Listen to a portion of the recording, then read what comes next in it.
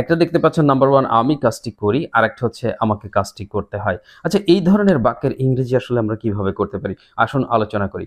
তো আপনি হয়তো সহজে বলতে পারবেন আমি কাজটি করি, অনেকেই পারবেন যে আমি কাজটি করি সাবজেক্টের পর আমরা মেইন ভার্ব দিব। তাহলে আমি কাজটি করি আই, তারপরে করি হচ্ছে ভার্ব ডু, তারপরে কাজটি টি অর্থাৎ টয় রশ্মি যে শব্দের সাথে থাকবে সেই শব্দের পূর্বে আমরা দি ইউজ করব। তাহলে টি হচ্ছে দি, আর কাজ হচ্ছে ওয়ার্ক, দা ওয়ার্ক অর্থাৎ কাজটি। তাহলে আপনি বললেন আমি কাজটি করি আই ডু দ্য ওয়ার্ক, আমি কাজটি করি I do the work. Okay fine, এটা তো সহজ। কিন্তু দ্বিতীয় যে বাক্যটা ছিল যে আমাকে কাজটি করতে হয়, এটাকে আমরা কিভাবে বলবো? এখন অনেকে হয়তো বলবেন যে স্যার এটা হলো I have to do the work, তবে এটা কম্পালসারি অর্থাৎ ম্যান্ডেটরি যদি না বোঝায় যে আপনাকে কাজটি করতেই হয়, আপনি কাজটি করতে বাধ্য বা বাধ্যগতভাবে বোঝাচ্ছে তা কিন্তু না। সিম্পলি আপনি বললেন যে আমাকে কাজটি করতে হয়, মানে কাজটি করলেও চলে না করলেও চলে, ব্যাপারটা এরকম। তো সেই ক্ষেত্রে আপনি বাক্যটির ইংরেজি কিভাবে করবেন? এই ক্ষেত্রে আপনি সাবজেক্টের পরে am to is to are to এই ফর্মটি ইউজ করবেন। কি করবেন? Subject plus am is are plus to plus ভি1। ভি1 মানে কি? ভার্বের প্রেজেন্ট ফর্মটাকে আমি সহজে বোঝানোর চেষ্টা করছি। এই সূত্রটা আপনারা ব্যবহার করবেন। তাহলে সাবজেক্টের পরে কি করবেন? Am to. তাহলে বললেন যে যেহেতু আই আছে এই জন্য এম টু। ওকে, তাহলে I am to, I am to. এবার আপনাকে কি করতে হবে? ওই যে করা বোঝাচ্ছে ভার্ব, যেটা করা, আই এম টু ডু মানে আমাকে করতে হয়। বাদ থাকলো কি? কাজটি, দ্য ওয়ার্ক। তাহলে I am to do the work, I am to do the work. আবার দেখুন প্রথম যে বাক্যটা বলেছিলাম আমি কাজটি করি আই ডু দ্য ওয়ার্ক, আমাকে কাজটি করতে হয় I am to do the work. আশা করি ডিফারেন্ট যে প্যাটার্ন, বাক্যের যে দুইটা আলাদা আলাদা ধরন, এটা দেখে আপনারা বুঝতে পেরেছেন। আচ্ছা, এইবার যদি আমি এই প্যাটার্নে বলি যে তাকে, না প্রথমে বলি সে কাজটি করে, তাহলে কি হবে? সে কাজটি করে, একটু বুঝে শুনে বলবেন। সে কিন্তু থার্ড পারসন সিঙ্গুলার।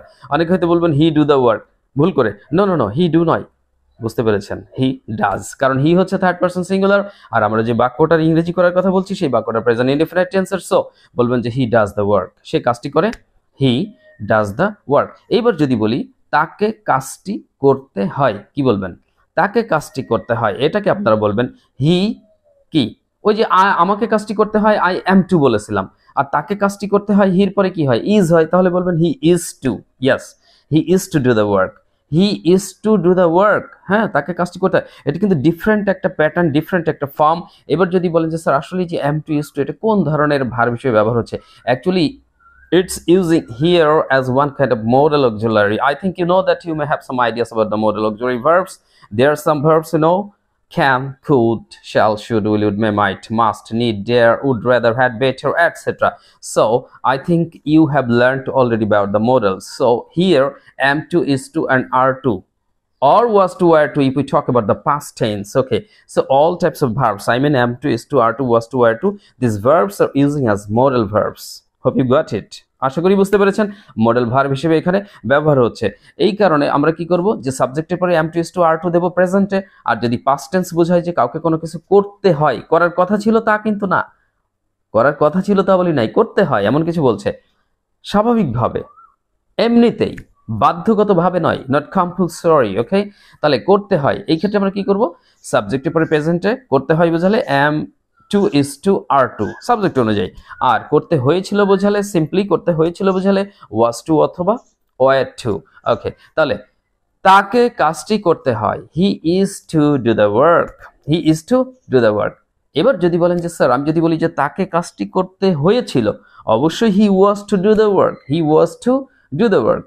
এইবার যদি বলেন যে তাদেরকে কাজটি করতে হয়, তাদেরকে প্রেজেন্টে বলা হয়েছে, করতে হয় বলা হয়েছে, হ্যাঁ প্রেজেন্টে, তাহলে they are to do the work, they are to do the work. আর যদি বলেন যে তাদেরকে কাজটি করতে হয়েছিল, তখন আপনি বলবেন they were to do the work, they were to do the work.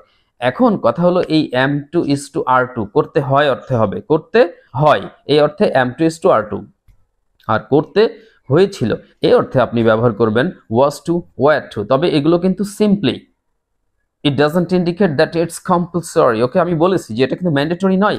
আর যদি মনে করেন এমনটি যে বাধ্যগতভাবে কাউকে কোনো কাজ করতে হয় বা করতে হয়েছিল, এইরকম বোঝায় যে বাধ্যগতভাবে কাউকে কোনো কাজ করতে হয়। আপনি বললেন যে আমাকে 5 ওয়াক্ত নামাজ পড়তে হয়, কারণ কি? আপনি আপনার সৃষ্টিকর্তাকে ইবাদত করেন তাকে খুশি করার জন্য, নামাজ পড়েন, it's your duty and it's not optional. তো আপনি যদি বলেন যে আমাকে 5 ওয়াক্ত নামাজ পড়তে হয়, তাহলে বলবেন I have to pray 5 times daily. I have to pray 5 times daily.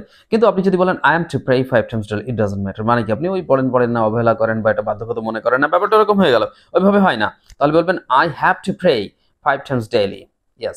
আপনি বললেন যে আমাকে অফিসে যেতে হয়, ধরুন আপনি একটা জব করেন, সেই অর্থে আপনি বলছেন যে আমাকে অফিসে যেতে হয়, এমনটি যদি বোঝায়, তাহলে আপনাকে বলতে হবে I have to go to office.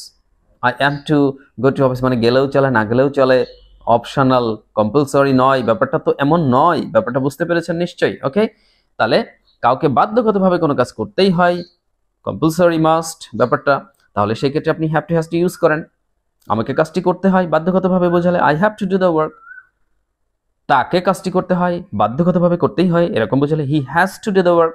আর কাউকে বাধ্যগতভাবে কাজ করতে হয়েছিল, কোনো কাজ করতে হয়েছিল, okay, he was bound to do that, actually সে করতে বাধ্য ছিল, এমনটি যদি বোঝায় যে আমাকে কাজটি করতে হয়েছিল, পাস্ট বোঝাচ্ছে, তখন আপনি বলবেন I had to do the work. I had to do the work. এখানেও কিন্তু have to, has to, had to এগুলো মডেল অক্সিলারি হিসেবে ব্যবহার হচ্ছে। আর যদি বলেন তাকে কাজটি করতে হয়েছিল, he had to, had তো সব পার্সনে পরে বসে, এটা তো বোঝেন, তাকে কাজটি করতে হয়েছিল, he had to do the work. So dear learners, hope you got it. তো এটা যদি বুঝে থাকেন, তাহলে আপনাদেরকে আমি মাত্র 2টা সেন্টেন্স দেব হোমওয়ার্ক হিসেবে, আপনারা যেটা কমেন্ট বক্সে লেখার চেষ্টা করবেন, নিজেদেরকে যাচাই করবেন, and I'll try to reply. ওকে, আমি আপনাদেরকে রিপ্লাই দেওয়ার চেষ্টা করবো। সো বাক্যটা বলি তাহলে। ধরুন আপনি বললেন যে আমাকে ভাত রান্না করতে হয়, মানে ভাত রান্না করতে হয় এটা বাধ্যগত না, মানে করলেও চলে না করলেও চলে, আরো সদস্য আছে হয়তো বা পরিবারে, এরকম যে আপনি সিম্পলি বলবেন আমাকে ভাত রান্না করতে হয়, ঠিক আছে? আচ্ছা, এটা হচ্ছে স্বাভাবিকভাবে করবেন, মানে কোনো বাধ্যগত বাক্য নয় কিন্তু। আচ্ছা, আরেকটা বাক্য করবেন যে, হ্যাঁ আরেকটা বাক্য করবেন আপনারা যে আমাকে অফিসে যেতে হয়েছিল, আমাকে অফিসে যেতে হয়েছিল, মানে এটা আপনি বাধ্য ছিলেন, যে আপনি জব করেন সেই অর্থে বলছেন আমাকে অফিসে যেতে হয়েছিল। তাহলে আমাকে ভাত রান্না করতে হয় একটা বাক্য, আর একটা হচ্ছে আমাকে অফিসে যেতে হয়েছিল, এটা কম্পালসরি অর্থে। দেখবো এই বাক্য দুটো আপনারা সঠিকভাবে লিখতে পারেন কিনা। ওকে, আর হ্যাঁ ডিয়ার লার্নার্স, এই যে মডেল অক্সিলারি যা বলতেছে, মডেল যে আলোচনা কিন্তু আমাদের ফুল কোর্সের ইংলিশ কোর্সের এই বইটির মধ্যে আপনারা সম্পূর্ণ A to Z ডিটেলস পেয়ে যাবেন। শুধু এটা না, অনেক কিছু আছে, vocabulary, sentence making, presentation, uses of preposition, about tenses and some other fundamental grammars also, পাশাপাশি সিচুয়েশনাল কনভারসেশন পাবেন, প্রেজেন্টেশন, ইন্টারভিউ সেশন সবই পাবেন, এটা সাজানো আছে। সো যারা ঘরে বসে খুব সহজে নিজে নিজে ফুল স্পোকেন ইংলিশ কোর্সটি করে নিতে চাচ্ছেন, তারা আমাদের এই বইয়ের একটি কপি দ্রুত সংগ্রহ করুন। এই বইটি দিয়ে ইতিমধ্যে হাজার হাজার শিক্ষার্থী ইংরেজি শিখতে সফল হয়েছে, আলহামদুলিল্লাহ। ওকে, সো আপনারা যারা অর্ডার করেন নাই, তারা আমাদের স্ক্রিনে দেওয়া নাম্বার 01922331111, এই নাম্বারে ইমো হোয়াটসঅ্যাপ আছে, এখনই নক করুন বইটি সংগ্রহ করতে। বইটি সারা বাংলাদেশে আমরা হোম ডেলিভারি দিব, ঠিক আছে? সারা বাংলাদেশে হোম ডেলিভারি দিয়ে দিব। আর হচ্ছে আপনি বইটির পাশাপাশি ভিডিও ক্লাস পাবেন, সেই ভিডিও ক্লাস দেখে বইয়ের লেসনগুলি প্র্যাকটিস করে সহজে ইংরেজি শিখতে পারবেন। পাশাপাশি আমার হেল্পও পাবেন, যেখানে বুঝতে সমস্যা হবে ইমো হোয়াটসঅ্যাপে এই নাম্বারে টেক্সট করবেন, দেখবেন যে আমি আপনাকে রিপ্লাই দিয়ে বুঝিয়ে দিয়েছি। সো সব রকম হেল্প পাবেন। সো বাংলাদেশে, সমগ্র বাংলাদেশে আমরা হোম ডেলিভারি দিচ্ছি। পাশাপাশি যারা প্রবাসী বন্ধুরা রয়েছেন, তারাও যদি বইটি সংগ্রহ করতে চান বা আমাদের বিকল্প ব্যবস্থা রয়েছে, তারাও প্রয়োজনে ইমো হোয়াটসঅ্যাপ নাম্বারে মেসেজ দিন, আমি বিকল্প ব্যবস্থা করে দিব তাদের জন্য। ওকে, সো সবাই ভালো ইংরেজি শিখুন, ভালো ক্যারিয়ার করুন। কথা হবে নতুন করে ক্লাস। আনটিল দেন, আল্লাহ হাফেজ, থ্যাঙ্কস টু অল।